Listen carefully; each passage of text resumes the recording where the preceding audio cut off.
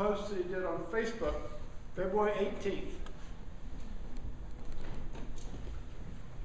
It is April 1915 in Turkey, and the Ottoman authorities round up, arrest, and murder approximately 250 Armenian intellectuals and community leaders. They will later slaughter the able-bodied Armenian male population through massacre and forced military conscription, and will send women, children, and the elderly and infirm on death marches, and we do nothing. It is November 1938 in Austria, and bands of fascists and their sympathizers destroy Jewish homes, shops, and synagogues, and round up Jews, dissidents, and unionists for beatings, humiliation, or far, far worse. And we do nothing. It is April 1975 in Cambodia, and Pol Pot begins a systematic program of executions, forced labor, malnutrition, and poor medical care, which will cause the deaths of approximately 25% of the Cambodian population. And we do nothing. It is April 1994 in Rwanda, and bands of Hutus began their mass slaughter of their Tutsi and moderate Hutu countrymen, and we do nothing. It is February 2015, and we watch in horror as men are beheaded or set afire, and young and old women are abducted or raped by thugs claiming to act in the name of, but defiling the name of, Islam. I do not purport to know the answer, but we have tried nothing. That has not worked too well up till now. Let's try something better. We can no longer plead ignorance. We cannot sit idly by and still call ourselves civilized.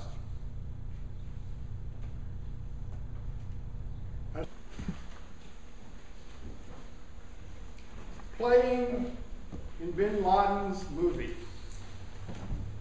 We are at Palm Sunday in the Christian calendar, and at the end of the week, we will start Passover in the Jewish calendar. Both are rich in imagery and meaning, but today I want to talk about radical Islam. Today's thoughts are inspired by the Facebook message I just read, posted about a month ago. Its author, Neil Silverblatt, is a new friend of mine, a poet who lives in Orleans and runs an organization called Voices of Poetry. Neil is, as you can tell, a person of strong passions. In response to one of the public atrocities committed by the so-called Islamic State, he posted the comment I read earlier, which recites horrors of the past 100 years, starting with the Armenian genocide of 1915, then Kristallnacht in Germany in 1938, the killing fields of Cambodia in 1975, the genocide in Rwanda in 1994, leading up to the horrors of the Islamic State today. And in each instance, he charges, we did nothing. He ends by saying, I do not purport to know the answer, but we have tried nothing. That has not worked too well up till now. Let's try something better. We can no longer plead ignorance. We cannot sit idly by and still call ourselves civilized. Now, I wrote a response which quibbles with several of Neil's premises.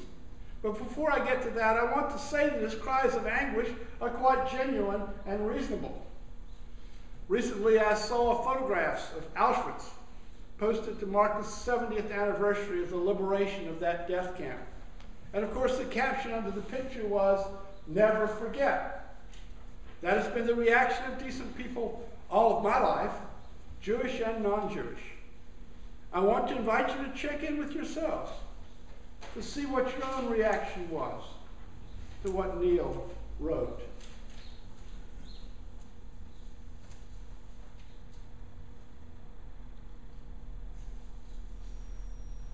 Now I'll give you my response to Neil's post. This is what I said. I agree with you that the IS murders are disgusting. I disagree that they fall naturally in a narrative of atrocities such as you construct. Each massacre had its own historical roots, and murderous objectives, and therefore provides almost no guidance as to what concretely can be done in the present situation. The call to, quote, do something, anything, unquote, to end the violence, while understandable, plays right into the hands of the terrorists. That's how they want you to react. Until a course which will clearly do more good than harm shows itself, inaction is superior to ill-considered reaction. You leave out of your narrative that a small, disciplined band of jihadists who trained and organized and took over 4 airplanes in 2001 has drawn the most powerful country in the world into 2 protracted wars. They are the institutional forefathers of the Islamic State. We're still playing in their movie. The aims and the strategies of the Turks, the Nazis, Pol Pot, the Hutus in no way resemble the aims or strategy of the Islamic State and furnish a lot of heat, but throw very little light on how to deal with the present situation. You might have mentioned Stalin's murder of the peasants among 20th century atrocities, but the United States allied with him to defeat the Axis powers, so maybe he doesn't count in the litany of evil you invoke, unquote. Now, reading this over today, it was perhaps a bit strongly worded for a reply to our friend, but my work with evil has given me a few sensitive points, and I think Neil's litany of horror pushed a button in me. The Auschwitz images call us, never forget. It is a good reaction. It is a moral reaction. But when further atrocities are taking place in the world we live in today, never forget does not tell us what specifically we must do. And it does not tell us how to react when the enemy today has planned its strategy around our reaction. This is not new ground for me or for this congregation. Last September, I preached on the so-called Islamic State and whether it really was evil. And I concluded that I was less interested in the question of whether it was evil than in what calling that evil, them evil, does to us. Now, in this recent exchange, I said we were still playing in their movie and put the Islamic State together with Al-Qaeda. But I wasn't sure that was right. I think we were definitely playing into bin Laden's strategy when we invaded Iraq. Many of you protested that invasion, as did I, and nothing I've seen since then shakes my belief that it was a colossal mistake. But a lot has changed since then. To try to sort it out, I've done a little research that I want to share with you today. I watched a documentary on the history and goals of Al-Qaeda put together by public broadcasting about 7 years ago. And I read a recent article by Graham Wood in the Atlantic Monthly about the Islamic State and its aims. It came out this month in March. What struck me about the history of Al-Qaeda was how it seemed to rise from the ashes of defeat time and again. Or something rose, the organization changed over time, and since bin Laden's death has become a worldwide franchise. But whether it has any operational unity anymore is still a big question, as some of its units and other elements of radical Islam swear allegiance to the Islamic State. Osama bin Laden was the son of a very wealthy contractor in Saudi Arabia. Saudi Arabia already practices a very conservative brand of Islam, Wahhabism, but Osama was attracted to the more extreme and revolutionary strains, the Muslim Brotherhood, and the followers of Sayyid Qutb. He wanted to rid Islamic countries of the influence of the West, and his first chance was in Afghanistan, where he went in the mid-1980s with a few Arabic followers to help the Mujahideen defeat the Soviets. That operation was a success. Of course, the Mujahideen got aid from the United States. The Soviets withdrew, and soon thereafter, communism collapsed. Another person drawn to the fight against the Soviets in Afghanistan was an Egyptian revolutionary named Ayman al-Zawahiri. He had been active with the Muslim Brotherhood and had been involved in terrorist acts within Egypt, including the assassination of Anwar Sadat after Sadat signed the Camp David Accords with Israel. He had expected his activities would lead to a popular uprising in Egypt, but that had not happened. In Afghanistan, bin Laden and al-Zawahiri became close allies and friends, and bin Laden convinced the older man that a small band couldn't overthrow the near enemy, the government of Islamic States, which was supported often by Western powers, so you had to strike a blow at the far enemy, the Western powers themselves. You had to get them to bring the fight to the Mideast. If you could get Western powers actively fighting, Muslims would turn to jihad to get rid of them. When Saddam Hussein invaded Kuwait in 1990, bin Laden went to the Saudi government and offered to raise and fund an Arab guerrilla army to kick Hussein out of Kuwait. The government basically laughed at his plan. A guerrilla army would be no match for Saddam's well-fueled, funded modern forces. The Saudi government asked the United States to step in.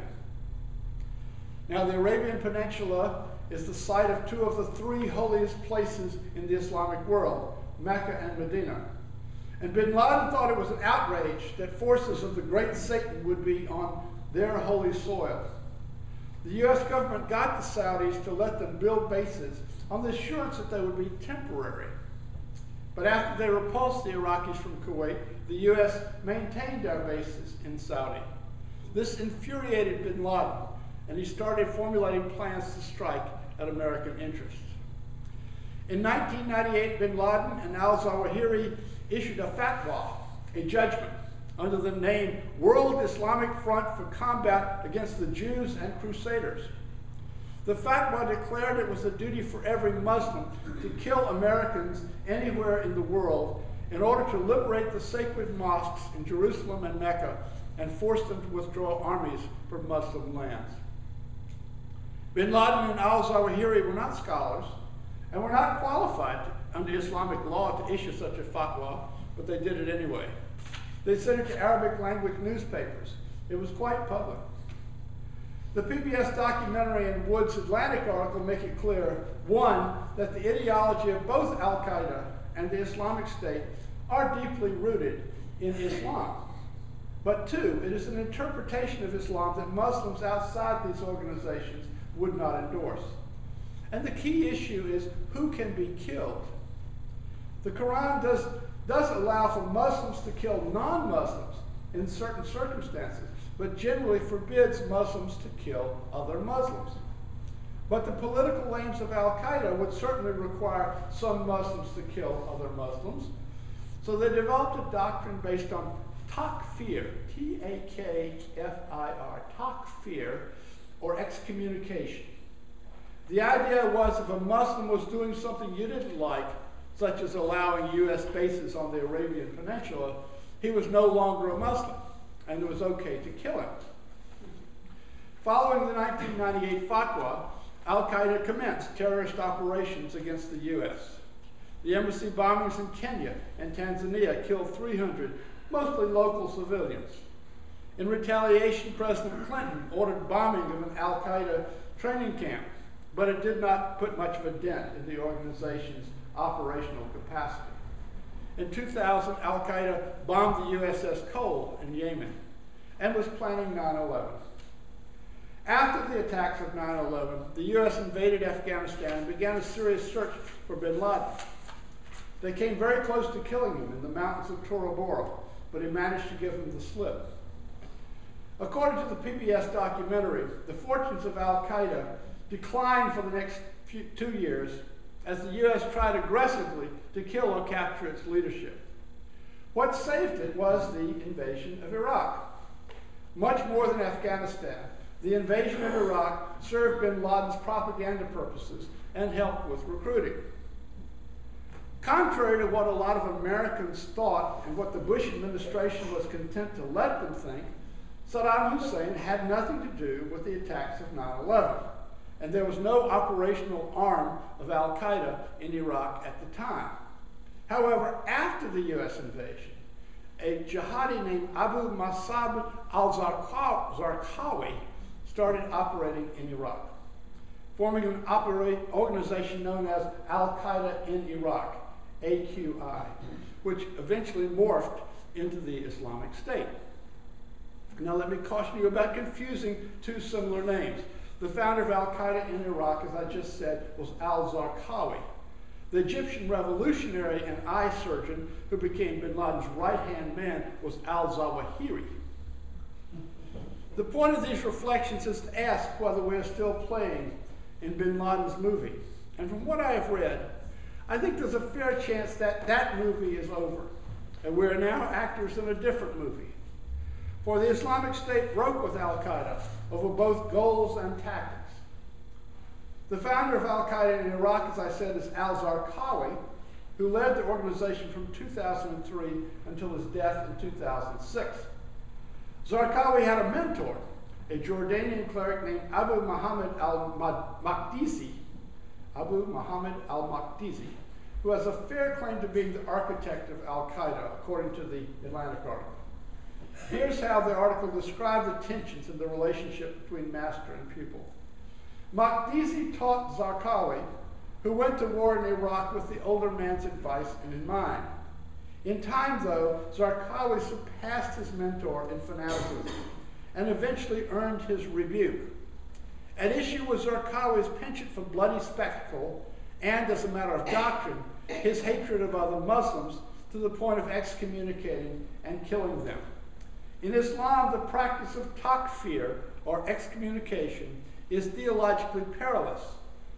Quote, if a man says to his brother, you are an infidel, the Prophet said, then one of them is right. If the accuser is wrong, he himself has committed apostasy for making a false accusation. The punishment for apostasy is death. And yet Zarqawi heedlessly expanded the range of behavior that can make Muslims infidels. There's a crucial distinction in most of Islam between sin and apostasy. Nobody's perfect, and if a Muslim eats pork or drinks alcohol, these could be considered sins. But apostasy, a renunciation of Islam itself, is punishable by death. And this is what the Islamic State has expanded and why it is executing so many people in areas under its control. The goal of Al-Qaeda was to get the US and other Western powers drawn into the region so that ordinary Muslims would be radicalized against them. But the goal of the Islamic State is to set up the caliphate, the old medieval Islamic worldwide government under Sharia law. Al-Qaeda wanted to foment a revolution. The Islamic State is setting up a government. Here are some other ways in which the Islamic State's movie differs from that of Al-Qaeda. First, the Islamic State's vision is apocalyptic. They believe the end times are coming and they will be part of it. They believe the final battle of Armageddon will take place in the Syrian city of Dabiq, D-A-B-I-Q, Dabiq, which is why they've expended a great deal of their resources to take and hold this flat farmland, which otherwise has no strategic value. Bin Laden had no such millennial visions. Second, the Islamic State has a plan. They actually have detailed plans, and they will be quite open about what they plan to do next, where bin Laden used to always play it very close to his vest. Third, since the Islamic State has declared itself a caliphate, it does not exist if it cannot control territory. It cannot fade into the shadows as Al-Qaeda has done. It only has credibility in the Muslim world as a government of defined territory. But fourth, as a government, the Islamic State is bound by its ideology not to be a nation among the modern nations of this earth. It cannot recognize borders. It cannot send delegates to the United Nations. It cannot hold elections. It is hard to see how they will maintain commerce or maintain diplomatic relations with other states. In that regard, Graham Wood notes in his Atlantic article, quote, it's hard to overstate how hamstrung the Islamic State will be by its radicalism. The modern international system, born of the 1648 Peace of Westphalia, relies on each state's willingness to recognize borders, however grudgingly. For the Islamic State, that recognition is ideological suicide. Other Islamic groups, such as the Muslim Brotherhood and Hamas, have succumbed to the blandishments of democracy and the potential for an invitation to the community of nations, complete with the UNC. Negotiation and accommodation have worked at times for the Taliban as well. Under Taliban rule, Afghanistan exchanged ambassadors with Saudi Arabia, Pakistan, and the United Arab Emirates, an act that invalidated the Taliban's authority in the Islamic State's eyes. To the Islamic State, these are not options, but acts of apostasy, unquote. My friend Neil Silverblatt expresses the horror of all of us that we should not do nothing in the face of this great evil. He is right that we cannot plead ignorance, but knowledge of the facts does not point to a clear strategy. The fact is that we are not doing nothing. The Obama administration is providing airstrikes to assist various Iraqi, Kurdish, and Iranian ground forces who are fighting the Islamic State. They have made significant headway in Iraq. Wisely, the administration is committed to avoiding reintroducing American ground troops, for the Islamic State would gain significantly in the propaganda campaign by an American presence there. The whole Middle East situation is extraordinarily complex. You have the Islamic State, Al-Qaeda, the Sunni powers, the Shiite powers, the Kurds, the Turks, the Assad regime in Syria, Israel and Palestine, the tensions between Arab Muslims and non-Arab Muslims, the collapse of Yemen, the decrease in the price of oil. It is a very fluid time, and the limits of American power have never been more self-evident.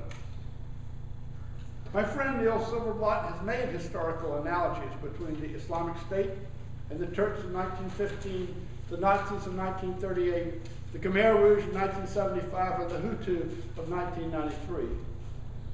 I would hope that a more appropriate analogy might be the French Revolution of the 1790s, when revolutionary fanaticism started to eat its young and become unsustainable. Here's what Graham Wood concludes. Quote, properly contained, the Islamic State is likely to be its own undoing. No country is its ally, and its ideology ensures that this will remain the case. The land it controls, while expansive, is mostly uninhabited and poor. As it stagnates or slowly shrinks, its claim that it is the engine of God's will and the agent of apocalypse will weaken, and fewer believers will arrive.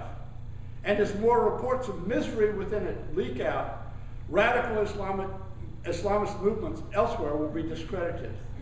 No one has tried harder to implement strict Sharia by violence. This is what it looks like, unquote. We cannot plead ignorance. The Islamic State is doing great harm to the people in the areas it controls.